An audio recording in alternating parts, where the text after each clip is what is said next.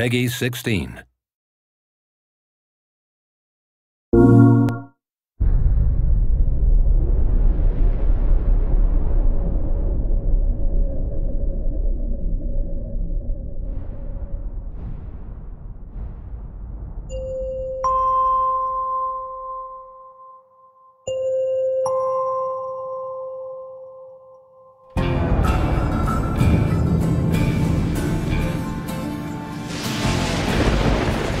Our previous game, Warhawk, of course, multiplayer only, and has a really strong multiplayer community. Actually, interesting note, was the first game that I've worked on in my career that built up a community around it, which was a really neat experience because we have some pretty rad fans.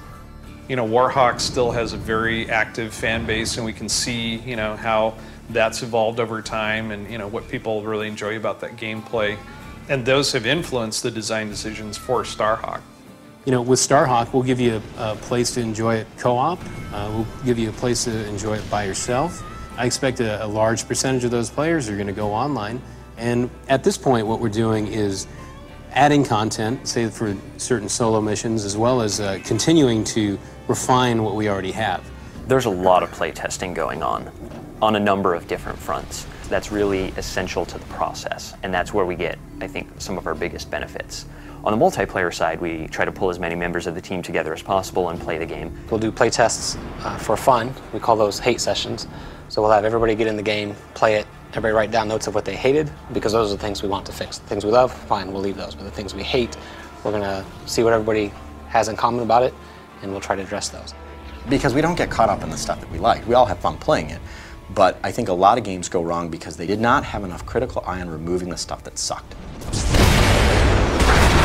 We have a blast when we do multiplayer sessions. They're a lot of fun. You got these guys on your butt and they're shooting you, and then all of a sudden you lay down like a turret, and just mow them down. I mean, there's nothing like that. Build walls, I'm gonna build some turrets, I'm gonna call some guys in, and it's a ton of fun. You can do the same multiplayer level hundreds of times and it can be different every time.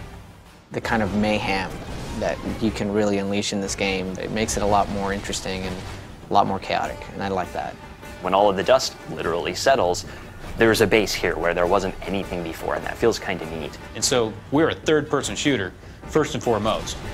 But we also give the player lots of different ways to participate in that action.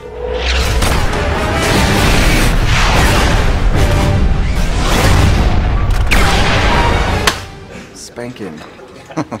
Here they've made it feel really like a personal thing, Like my 3 years of work is going to hit this crescendo when we can unveil it to everybody, and everyone's already super excited about it, so it's really cool, I know that we've put a lot of energy and time in it, and personally I feel attached to it, and personal bias aside, I feel objectively that we have a really good game and a great thing that I want other people to see and experience and feel the same excitement that I have. We have a lot of Warhawk fans who call them Warheads, and they have a lot of questions for us, which we try to answer.